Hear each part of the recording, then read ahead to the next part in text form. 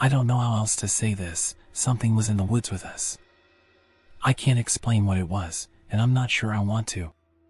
All I know is that men have gone missing up there before, and I can see now how easily it could have been me.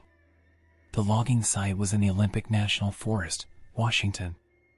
Thick evergreens, steep inclines, and fog so dense in the mornings you could barely see your own boots.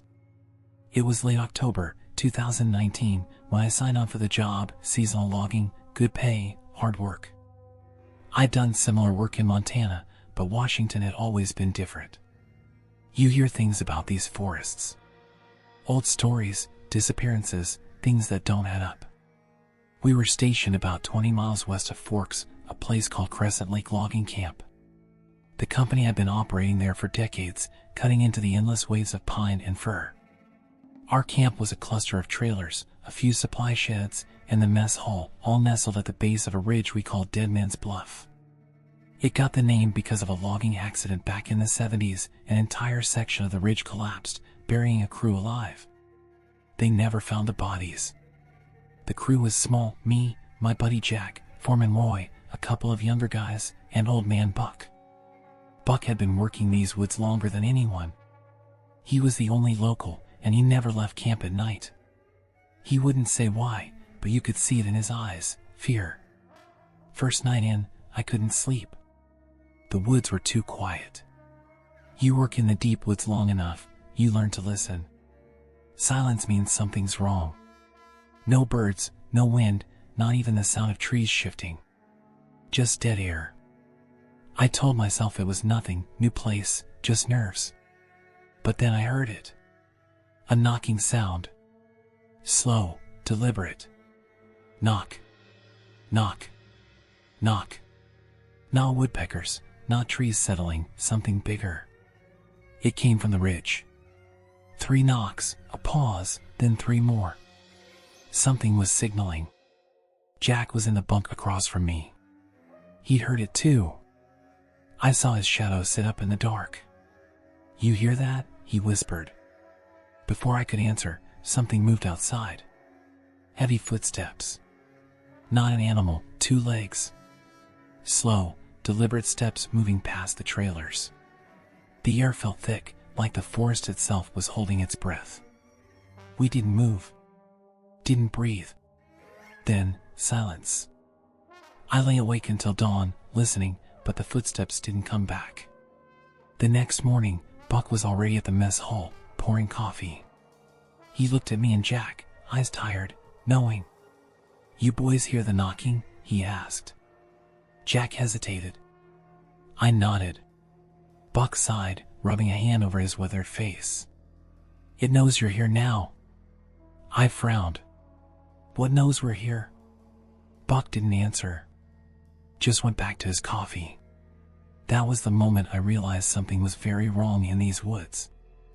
We didn't talk about it much that morning. There was work to do, and the foreman, Roy, wasn't the type to tolerate superstition.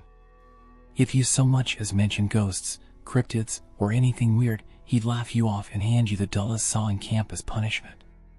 So Jack and I kept our mouths shut. But Buck's words sat heavy in my mind. "It knows you're here now." The day was the same as any other: long hours, heavy lifting, the endless roar of chainsaws. But something felt off. It wasn't just the silence of the woods anymore. It was the feeling of being watched. You ever have that sensation, like someone's just over your shoulder, staring, waiting? That was all day. I'd stop cutting, wipe my brow, and glance up the ridge, expecting to see something peering down at me. But there was never anything there. Jack felt it too. I could tell. He wasn't talking much, kept checking the tree line. One of the younger guys, Mikey, noticed and laughed. "You two look like you saw a ghost," he joked. Jack muttered, "Maybe we did." The day dragged on.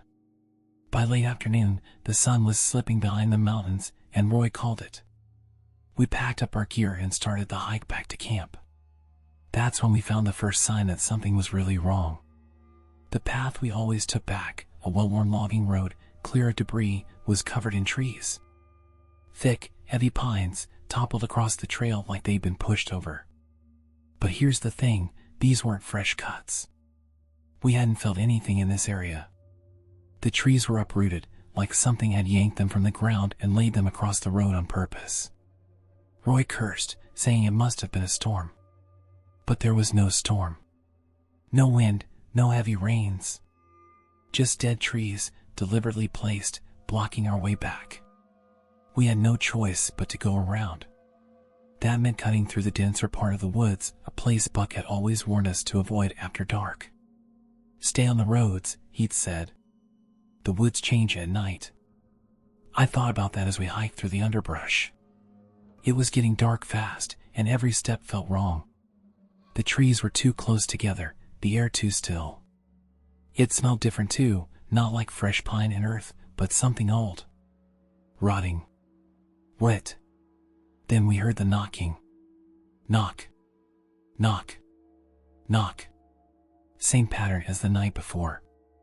3 knocks. A pause. 3 more. But this time, it was closer. Jack whispered, "Tell me you hear that." I nodded, heart hammering. The knocking came again. This time, it was from the trees to our left. But then, a second set of knocks answered from the right. Jack and I froze. Something was communicating. Roy and the others must have heard it too because they picked up the pace. No one spoke.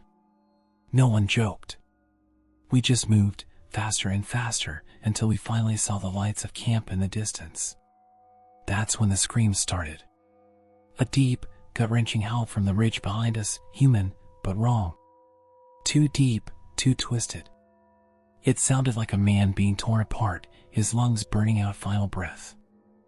I turned and saw something moving in the trees. Not running. Walking. A tall shadow between the trunks, its limbs too long, its head tilted like it was watching us. It wasn't alone. More shapes shifted in the dark behind it, blending into the trees. Jack grabbed my arm. Go. Now. We ran. We didn't stop until we were inside the trailers, the doors locked, the generators humming. Roy didn't say a word, just poured himself a drink and sat at the mess hall table, staring at the floor. Buck was the only one who spoke. He looked at us, eyes dark and knowing. You shouldn't have gone off the road. I didn't sleep that night. Because outside, just beyond the tree line, something was still knocking. None of us talked about it the next morning. The unspoken rule in camp had always been that you didn't ask, you didn't acknowledge, and you sure as hell didn't look into it. But you could see it in everyone's faces, we all knew. Jack and I were exhausted, but Roy looked the worst. The man seemed like he aged 10 years overnight, sitting at the mess hall table, just staring into his coffee. When one of the younger guys, Mikey, tried to joke about hearing coyotes last night, Roy snapped, slamming his cup down hard enough to slosh coffee onto the table. It wasn't F*********** ing coyotes. That shut everyone up. Roy never lost his temper. Even Buck, who usually had something to say about everything, didn't look up from his eggs. He just muttered, "It's getting worse," and kept eating. Jack shot me a glance, but neither of us said a word. By noon, we were back in the woods. The sky was too gray, too low, like a storm was rolling in, but the air was dead. No wind, no movement. It felt suffocating, the kind of pressure you feel right before something bad happens. Roy kept us working close together, no more spreading out along the ridge. We worked fast, cutting and hauling like we could outrun whatever was out there, but I kept looking up at the tree line, watching. Every so often, I swore I saw movement, not an animal, not a trick of the light, but something tall, standing between the trunks, watching. Each time I looked directly at it, it was gone. Jack saw it too. I knew by the way he kept checking over his shoulder, his grip tight around the saw handle. Then, around 3 in the afternoon, Mikey found the tracks. He called us over, voice uneasy, and when we got there, I saw why. Huge footprints, at least twice the size of a man's, pressed deep into the mud. They weren't boot prints, they were bare. 5 long toes, too long. The depth of them meant whatever made them was heavy. Roy crouched down, running a hand along the edges. No claw marks. Not a bear. Jack's voice was quiet. Then what? Roy didn't answer. We followed the prints for a bit. They led deeper into the woods, weaving between the trees in an unnatural way, like whatever made them was circling, watching. Then they just stopped. No fading. No sign of turning around. Just gone. Like whatever made them had been lifted straight into the air. Mikey swore under his breath, and that's when we smelled it. Rot. Not the damp, earthy kind we were used to in these woods. This was wrong. Sour, thick, like wet meat left in the sun. It clung to the back of my throat, made my stomach twist.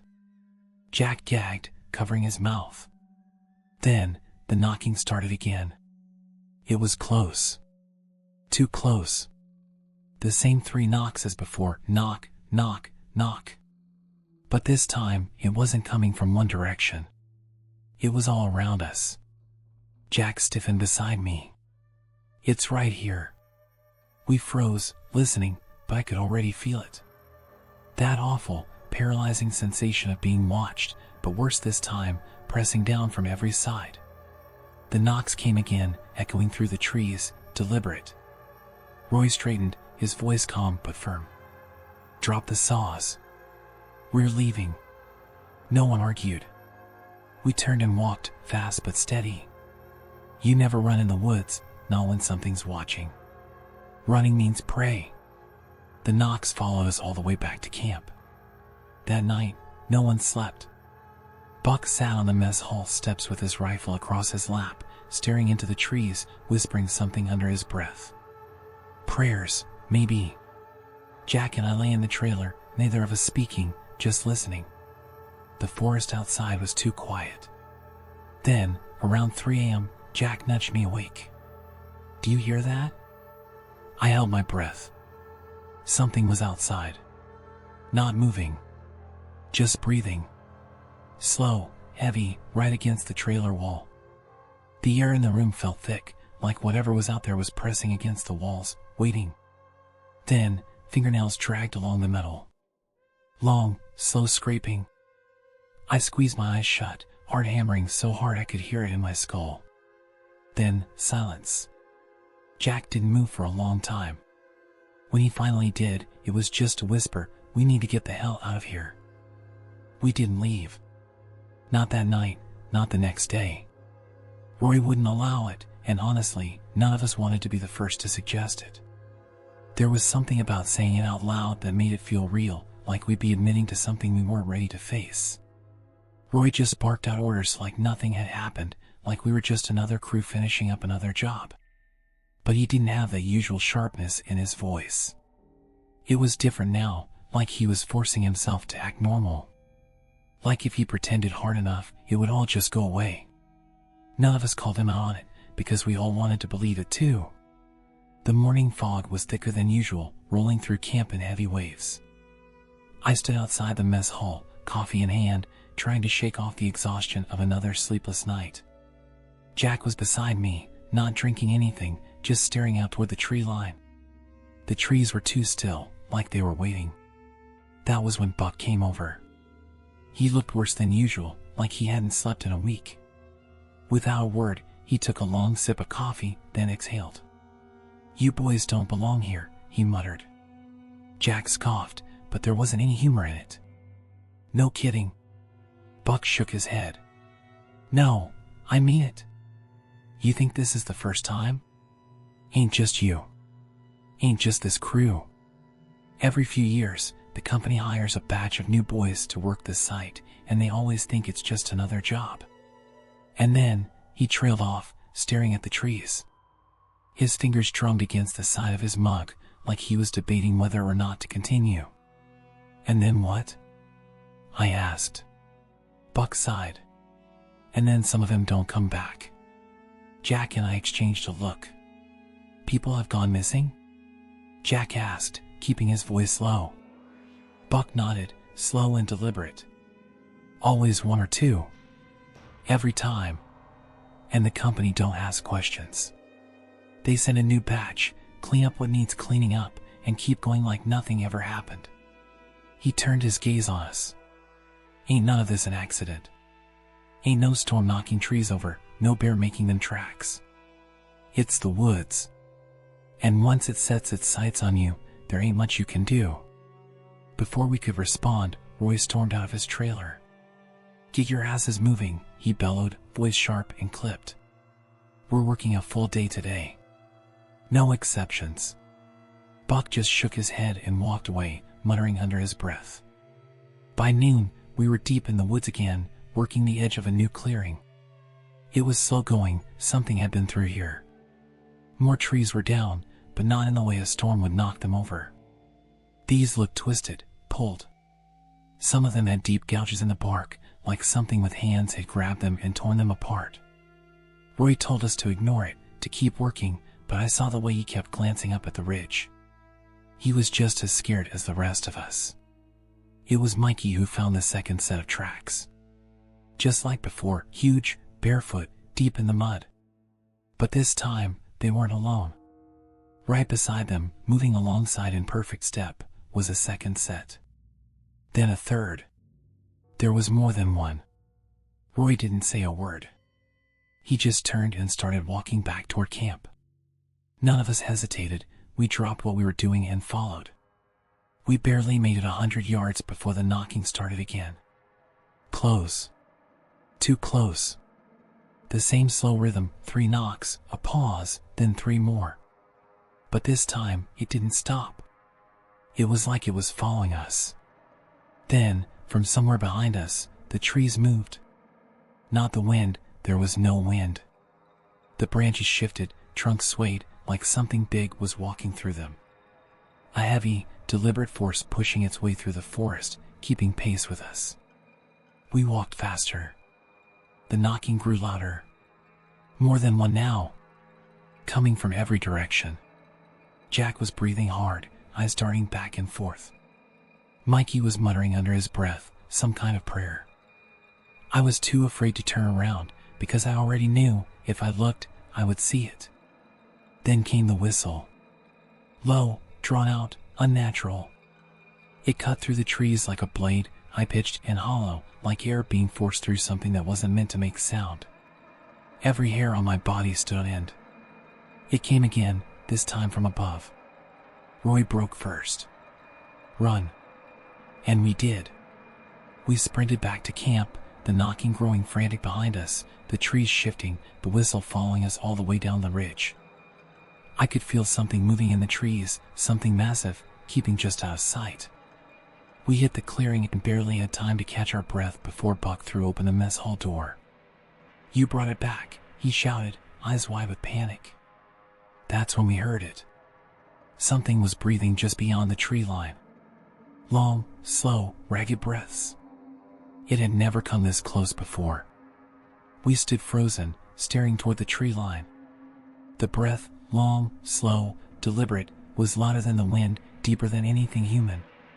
It was just beyond the clearing, just out of reach of the dim light from the trailers and the mess hall. The air felt thick, heavy, like the whole forest was waiting for something to happen. Buck was the first to move. Inside. Now. His voice was sharp, urgent. Roy hesitated for a second, like his pride wouldn't let him take orders from an old man, but another long exhale from the woods changed his mind. We rushed toward the mess hall, barely clearing the doorway before Buck slammed it shut and bolted it. No one spoke. We just stood there, listening to the silence pressing against the walls, thick and unnatural, the kind of quiet that makes your body tense without knowing why. Then, knock. Knock. Knock. The same slow rhythm, but this time it wasn't coming from a tree. It was coming from the trailer. Jack's breathing hitched. Mikey muttered something under his breath that might have been a prayer, and we all turned toward the door. The knocks came again, harder this time, not frantic or rushed, but deliberate, measured, like whatever was outside knew we were inside and wasn't in a hurry to leave. Roy had had enough.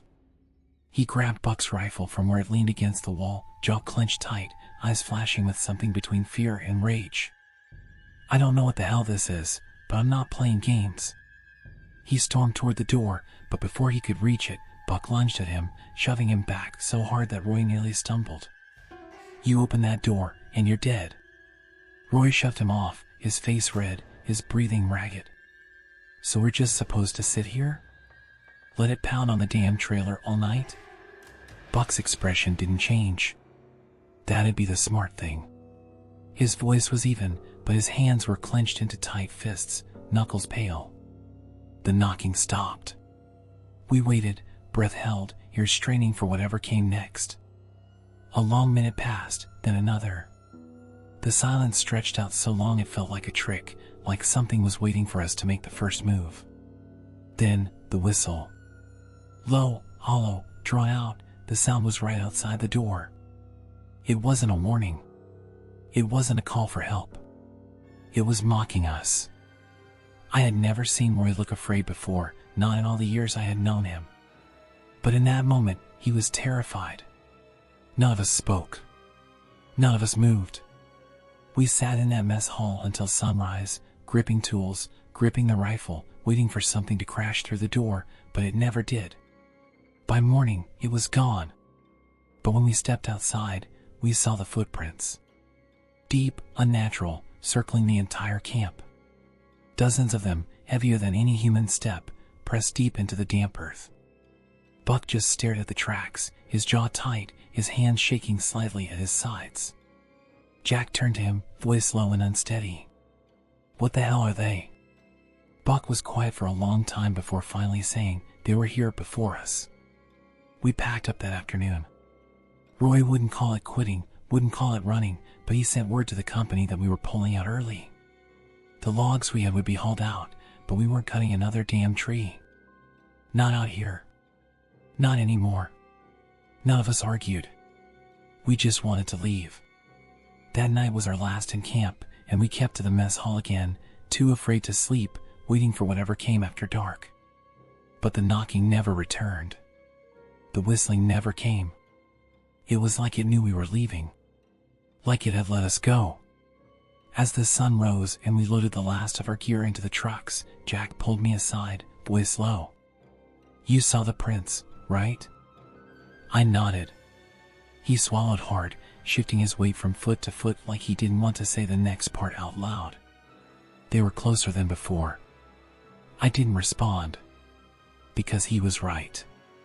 The footprints that had circled the camp the night before weren't outside anymore. Now, they were inside it. We left the site by noon. Roy made sure the trucks were packed tight, no gear left behind. No one complained about the early shutdown, not even the younger guys who had originally scoffed at the idea of leaving before the job was finished. They weren't laughing anymore. Mikey barely spoke at all. Jack sat in the passenger seat beside me, staring out the window, his knee bouncing like he was holding in too much nervous energy. The sky was heavy with gray clouds, pressing low over the trees as if trying to trap something beneath them. The whole forest felt like it was waiting for us to be gone. The logging road was rough, winding through dense stretches of fir and cedar, cutting between steep ridges and valleys that had never seen pavement. It was a 2-hour drive before we hit the highway. The further we got from camp, the easier it was to breathe, but none of us felt safe yet. We had seen too much, heard too much. Buck was in the lead truck, riding with Roy, but even from behind, I could tell he was tense. He kept checking the side mirror, looking back the way we had come. It made my skin crawl. I hadn't turned around once since we started driving. Jack finally spoke after about 45 minutes of silence. "We never should have been up there." His voice was low, steady, but there was something tight behind it, like he was holding back more than he was saying. I nodded, gripping the wheel a little tighter. Buck knew. The whole damn time. Jack let out a short, humorless laugh. "Yeah, well, he's still up there, isn't he?" I frowned. "What do you mean?" Jack turned in his seat to glance at the truck ahead of us, watching Buck's silhouette through the rear window. "He's not coming with us. Didn't you hear him this morning? He's staying behind to make sure things are left the way they should be." I swallowed hard, stomach twisting. I had heard him say that, but I hadn't really let myself think about what it meant. He wasn't just staying behind to pack up loose ends. He was staying because he knew something we didn't. Because this wasn't just about a bad logging site or a spooked crew.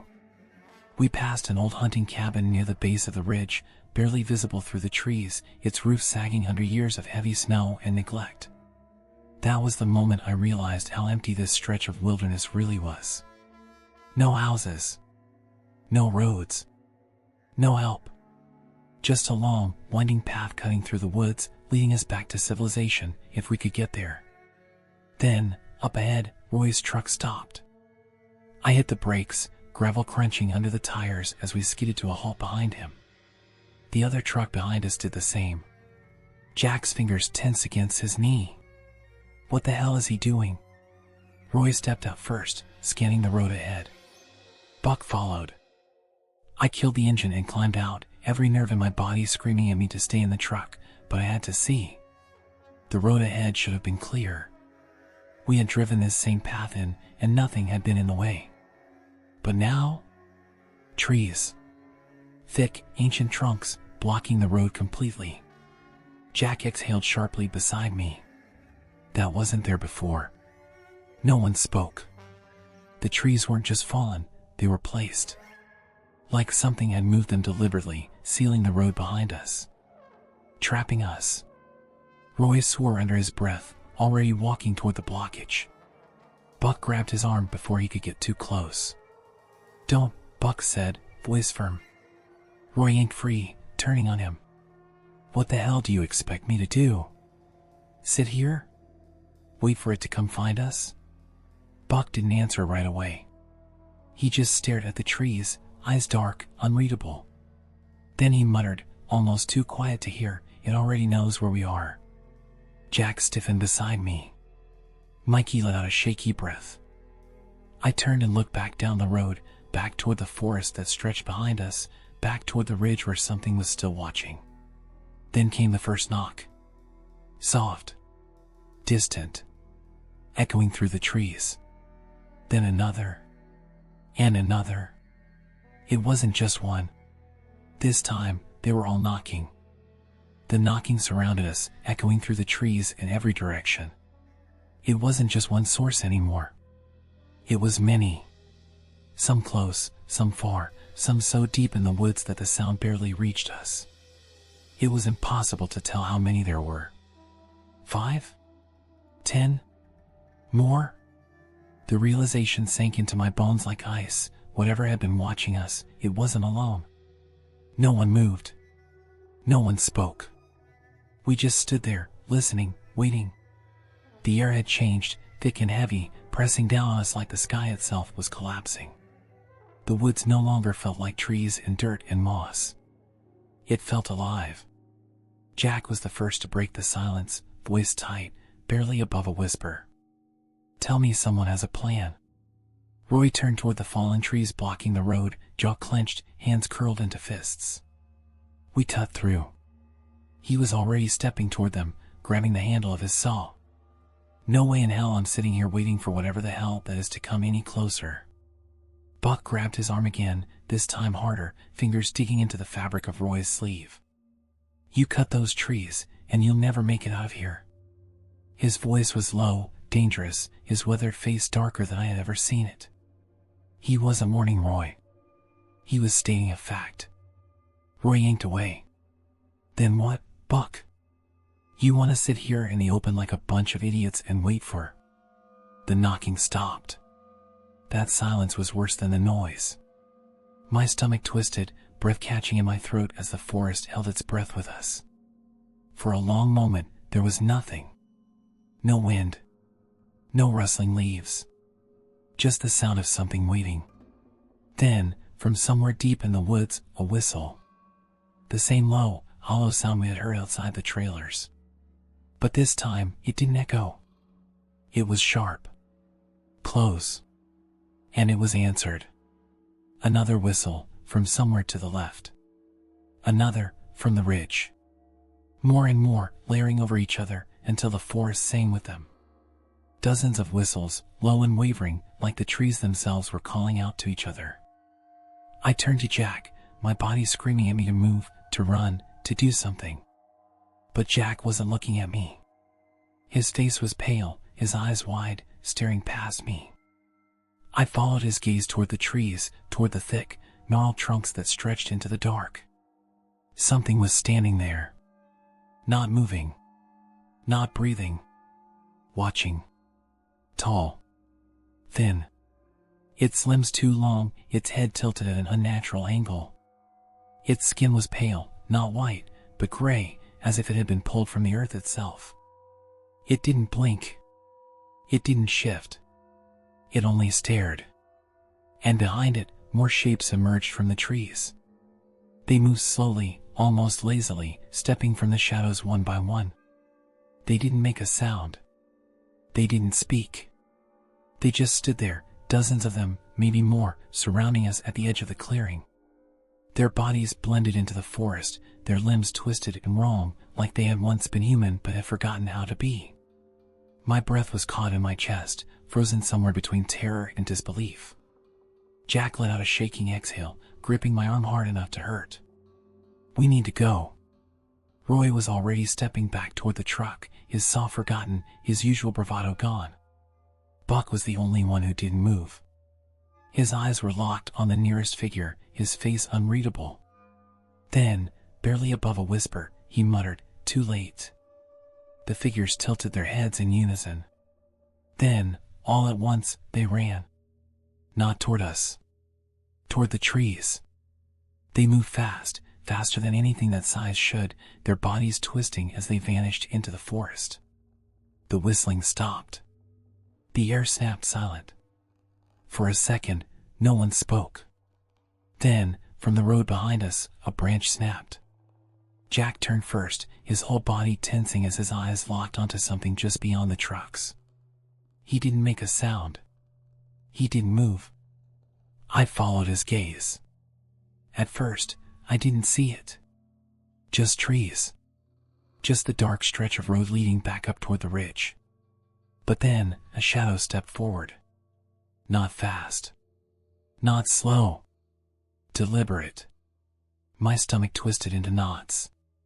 My legs refused to move. My body was screaming, every part of me begging to run, but I couldn't. None of us could. The figure stepped closer. And that was when I saw it. It was wearing Mikey's face. Mikey let out a strangled sound beside me, backing up so fast he nearly tripped. But it wasn't him.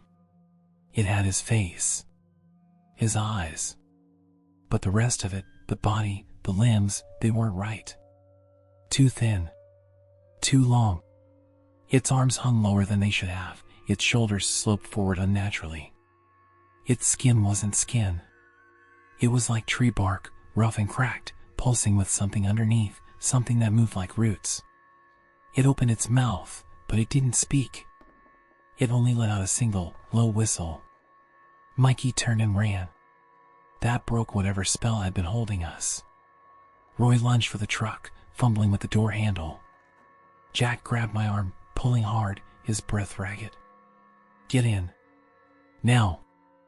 I stumbled forward, barely throwing myself into the driver's seat before Jack was beside me, slamming the door. My hand shook as I jammed the key into the ignition, my foot already slamming the pedal before the engine had fully turned over. The wheels spun against the dirt, the truck fishtailing as we lurched forward. Roy's truck peeled out ahead of us, kicking up dust and gravel. I didn't dare look in the mirrors. I didn't want to see what was behind us. The road blurred past. The trees flew by in a haze of motion and color. We didn't stop. We didn't slow down. We just drove. And in the distance, deep in the forest, the knocking started again. The road stretched ahead, winding through dense walls of trees, the headlights carving out a narrow tunnel of light in the dark. I was gripping the wheel so hard my knuckles had turned white, my pulse hammering in my ears, drowning out everything but the roar of the engine. Jack was beside me, hunched forward in his seat, eyes locked on the rearview mirror. I didn't want to look. I didn't want to see what was back there. Roy's truck was still ahead of us, kicking up dirt and gravel as it tore down the road at a reckless speed. He didn't care if we hit something, if we slid off the edge of the ridge, we all knew that stopping wasn't an option. Mikey was in the truck behind us, or at least I hoped he was. I hadn't heard him over the radio, hadn't looked back to make sure he was keeping up. I just had to trust that he was still there. Buck. The realization hit me like a punch to the gut. I hadn't seen him get in a truck. Hadn't heard him shout. Hadn't seen him run. Jack must have noticed my expression because his hand shot out, grabbing my arm. "Don't stop." I swallowed hard, my throat dry as sandpaper. "Buck." He knew. Jack's voice was tight, shaking, but sure. He knew the whole time. He's the reason we're still alive. I clenched my jaw, eyes burning as I fought the instinct to slam the brakes, to turn around, to go back for him. But Jack was right. Buck had stayed behind because he knew. He had been part of this. Maybe not willingly, maybe not happily, but he had understood something we didn't. He had played his role. And now he was gone. The knocking had stopped, but the whistling had started again. Faint at first. Distant. The sound carried through the trees like the wind, a hollow, reedy tune that didn't belong in any natural place. But it wasn't just one whistle anymore. It was many. Jack's fingers dug into the dashboard. They're keeping up. My breath caught in my throat. They weren't behind us. They were beside us. Running through the trees, keeping pace with the trucks, slipping through the underbrush like they were part of it. I stole a glance out the side window, and my stomach turned to stone. They were there. Shapes. Moving with unnatural speed, their limbs twisting between the trees. Long, thin. Wrong. They didn't trip over roots. They didn't stumble over rocks. They glided, their feet barely touching the ground, their faces, God, their faces. Not human. Not anymore. I clenched my teeth so hard my jaw ached, forcing my eyes back to the road. The only thing that mattered was getting out.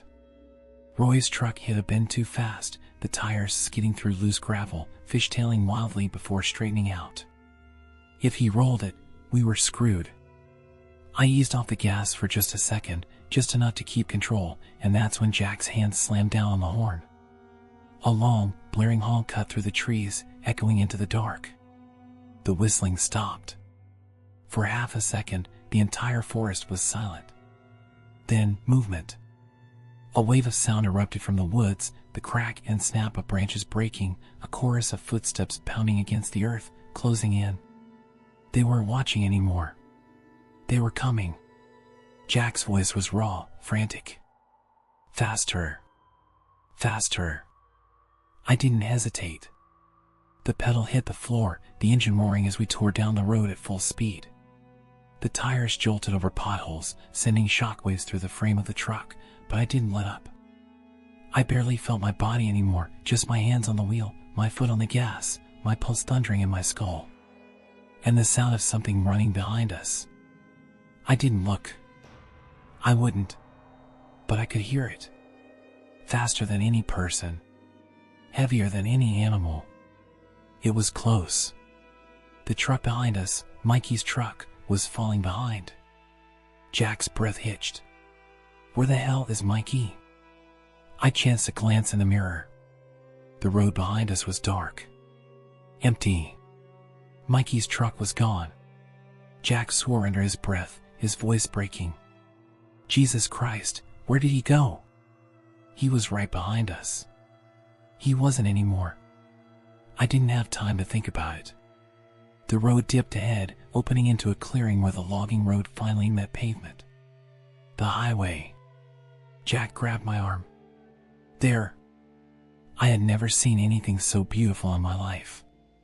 The truck lurched as we hit the pavement, the tires gripping the smooth asphalt, the engine still growling under the strain. I didn't stop. I didn't slow down. Not even as we passed the Crescent Lake Logging Company sign, its letters cracked and faded, standing like a grave marker for the place we had just escaped. Roy's truck was still ahead of us, still moving fast, but not reckless anymore. We were safe. We were out. Jack let out a shaky breath, pressing his hands to his face, his whole body sagging against the seat. I eased off the gas, the truck finally settling into something close to normal speed, my hands still shaking against the wheel. No one spoke for a long time. Then, Jack whispered, "Where's Mikey?" I didn't answer. I didn't know. The radio crackled. For a moment, we just stared at it. Neither of us reached for the receiver. The static whispered, popping in and out like it was catching on something. Then, beneath the white noise, a sound came through. Knock. Knock. Knock. Jack's hand shot out, grabbing the radio, his knuckles white. "Mikey?" His voice cracked. "Mikey, is that you?" Silence. Then, another sound. A whistle. Low. Hollow. Close. Jack dropped the radio like it burned him. The static cut out. I kept driving. We didn't stop until the sun came up. We didn't talk about what we saw. We didn't talk about who we left behind. We just kept driving, waiting for the moment when we would finally feel safe. But we never did. And even now, sometimes, when I'm driving at night, I swear I still hear it. Knock. Knock. Knock. We never told anyone what really happened. There were no reports, no investigations, no missing persons bulletin from Mikey. As far as the Crescent Lake Logging Company was concerned, we had left early due to unforeseen environmental hazards, and that was it. A cleanup crew went back a month later, but we never heard what they found, if anything. They didn't ask us for details, and we sure as hell didn't volunteer any. I wasn't going to be the one to tell them that something in those woods wasn't meant to be disturbed. That something chose who stayed and who left. That we hadn't escaped, we had been let go. The ride back to town was silent. Jack sat next to me in the truck, his knee bouncing with nervous energy, fingers tapping against the door.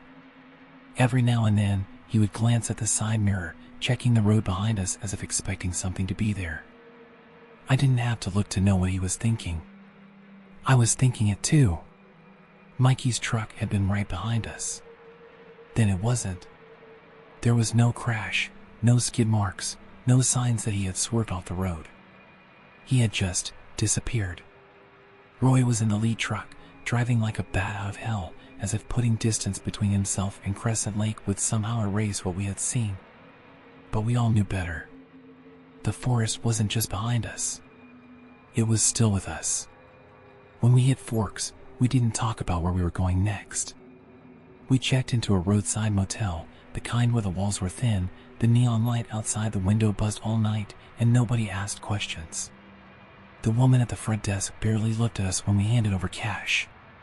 Maybe she had seen men like us before, men with faces pale as ghosts, hands that wouldn't stop shaking. Inside the room, Jack sat on the bed, staring at his hands. He hadn't spoken since we left the logging site. I didn't blame him. I wasn't sure I wanted to hear whatever was on his mind. I sat across from him in the chair by the window, my body heavy with exhaustion, but my nerves still electric. My ears strained for something, knocking, whistling, breathing, but all I heard was the distant sound of passing cars. It didn't make me feel any safer. Jack finally spoke, his voice hoarse, like he had been screaming in his head the entire ride down the mountain. "Do you think he's still alive?" I didn't answer right away. What the hell was I supposed to say? That Mikey was gone? That whatever was in those woods had taken him and done what? Kept him? Changed him? Eaten him? We didn't know. That was the worst part. We didn't know. Jack let out a hollow breath. They were picking one of us. He turned his bloodshot eyes on me, and there was something in them I had never seen before. Recognition. It wasn't random. The footprints. The way they got closer every night. They were testing us. His voice cracked, and I realized he wasn't just scared, he was angry. I gritted my teeth, trying to push down the sickening weight in my gut. Mikey was the youngest. The weakest. Jack swallowed hard. And the first to run. We sat there, unmoving, both of us replaying the same moment in our heads, the sound of trees snapping, of something heavy moving just beyond our sight, of Mikey's truck lights flashing in the rearview mirror before vanishing into darkness. The road had been straight. There was nowhere for him to go. Jack leaned forward, pressing his hands to his face. We should have done something. Before I could say anything, the sound came. Knock. Knock. Knock. It came from the motel door. Jack shot up, knocking over the bedside lamp. I stood too, my pulse a drum in my ears. My breath felt trapped in my lungs, like I was drowning on dry air. Neither of us moved toward the door. Another knock. Slow. Deliberate. Jack grabbed my arm. Don't open it. I stepped toward the peephole. Jack tried to pull me back, but I shook him off, my whole body numb with the kind of fear that felt too familiar. My fingers hovered over the lock, my breath slow, measured. I pressed my eye to the peephole. Nothing. The hallway outside was empty. I stood there for a long time, listening, waiting, but the only thing I could hear was Jack's shaky breathing behind me. Finally, I turned the deadbolt and yanked the door open. The lot was empty. I took a step outside, scanning the parking lot, the neon glow from the motel sign flickering across the pavement. There was no one there. But as I turned to go back inside, I saw something in the dirt. Footprints. Bare. Deep. Too large to be human. I backed into the room, shut the door, and locked it. Jack didn't ask what I saw. He already knew. 3 months later, Jack left town the next day. He didn't say where he was going, just that he had to get away for a while. I didn't argue. I drove back to Montana, put in a notice at my old job, and packed a bag. I didn't tell anyone where I was going. I didn't want anyone to know. But it didn't matter. The footprints followed me. It started small. A feeling in my gut. A weight in the air that never seemed to lift. Then, the first sign came, a single set of prints in the dirt outside my cabin. Just one. Not circling. Not moving. Just waiting. Then came the knocks. Soft. Distant. Some nights, they were barely audible, a whisper against the walls. Other nights, they were closer. Louder. 3 slow, deliberate raps against the wood, like a hand pressed against the outside, waiting for me to answer. I didn't. I moved again. Changed my number. Got a job in the city, far from any woods, any quiet roads where something could hide in the trees. I told myself I was safe. That I had put enough distance between myself and them. But then Jack called. His number had been disconnected. I hadn't heard from him since he left.